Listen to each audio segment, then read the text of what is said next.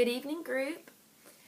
It is week 6 in our student development theory course, and this week we are studying social equity, social access in higher education, and the development around that, and the mobility. And this was very interesting, and I, like Tim, spent most of my time on our first article by J. Scott Roberts and George Rosenwald, and it dealt with social mobility and upward mobile individuals. And Roberts points out, it was just very interesting in general, because I feel like a lot of our students in higher ed, there's a large focus on first generation college students, and college is for everyone because, you know, there's just a push from government to have students have at least a skill set. I know with me coming from technical college, there's just a large push for college credit early, or at least go back, move forward. Whereas a new initiative in Georgia for students that have been out that didn't finish college to go back to college to finish and get a skill set.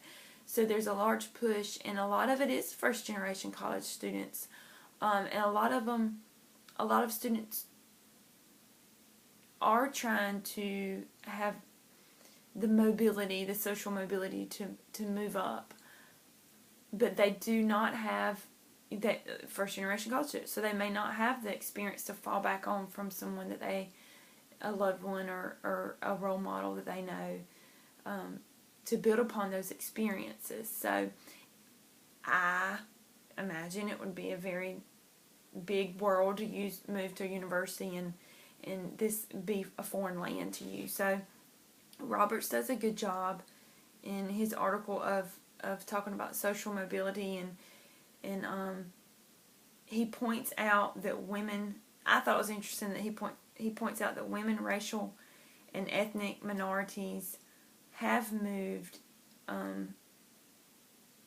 into social positions that were largely inaccessible to them before, and therefore they are more mutual support at universities through clubs and gatherings and different support avenues and venues.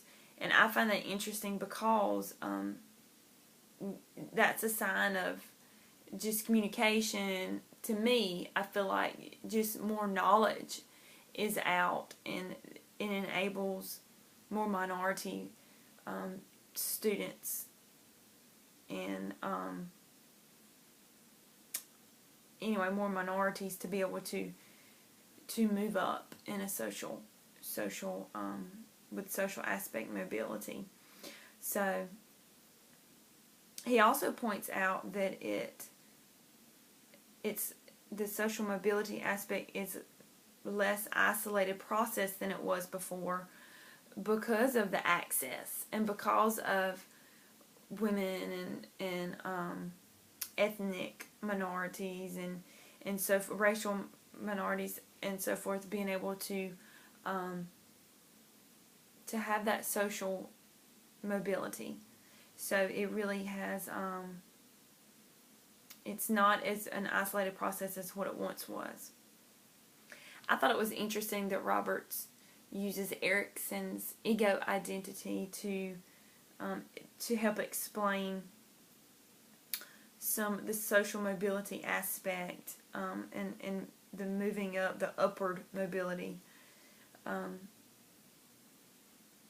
He uses that to explain that identity is contingent not only on achievement in the occupational domain, but too in that of social and family relations. And I think that's what's interesting about this article, because it did point out early on in the article about how students, if they can find the right combination when they're developing their ego identity of the occupational and going to college and you know, moving up that social mobility area, but they also have to balance that with their social and family relations, because that's just as important. And I can imagine that would be hard. So that is a challenge. That would be a challenge, especially in a large university, in a college. I can see how, as Roberts points out in his article, an upward mobile student may have trouble in college due to not having role models. And these role models, probably not having role models who have a higher education or post-secondary education or went to college. I can imagine it would be a very foreign world to move to a university and just, for instance, move into a dorm where you're in there with a total stranger and you have no experiences to draw upon, not only from yourself but from your role model, to try and help you deal with certain situations, and this leads into, I can just see how that would be overwhelming. So this leads me to, Tim, your question of, as student affairs professionals, what can we do to help assist a working class student or a student who may be a first generation college student to transition and help them communicate with their family better, specifically when they move back home? How can they find that common ground? And I think that's a good question, because I think that's a common, I think it's very relevant to the student population, especially at VSU. And I think us as student affairs professionals, we can encourage students to communicate with their families and to help build a bridge by, letting their family know their history is always going to be their history. And that background is part of them. That's part of their social mobility, because that's where they came from, and it is a part of them, and they're building upon that. I think it's also, we should encourage them to have open and active discussion with their family about their education.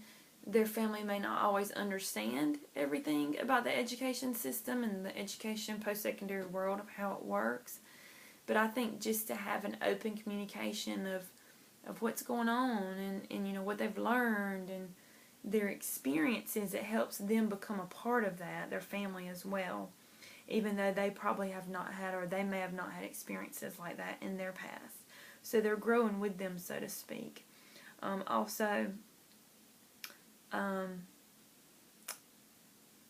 I said, I think it's helpful to share the certain situations and experiences they've had at school when they get back home with their family, to help their family feel included in their college world and their college life.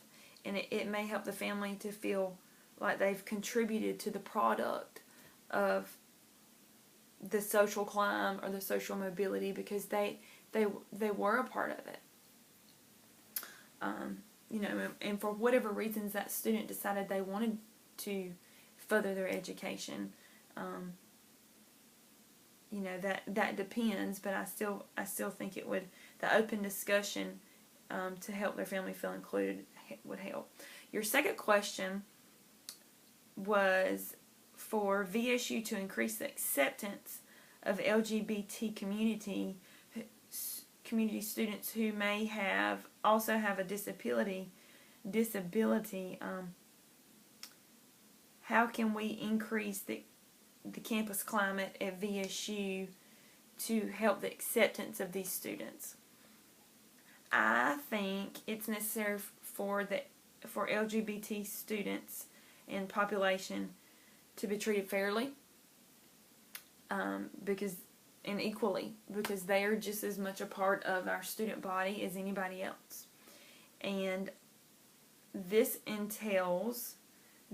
I feel like entails VSU to have more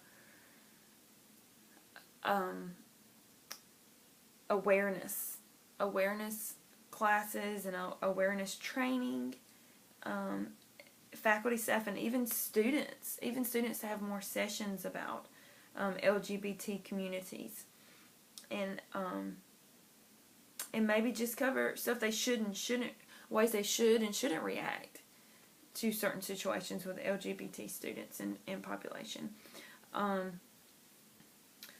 Like I said, I think VSU should offer more staff training and campus programs that focus on reducing homophobia, and also providing the LGBT groups with programs and support themselves to help them find an outlet and connect and not be so isolated at times.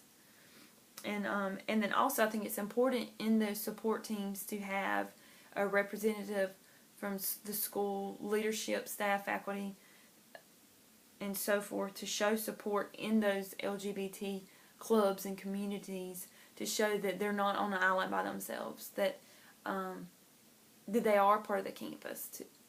And I think that would increase our campus climate at VSU. And that is my vlog for this week, and I will see you all in class. Thanks, guys.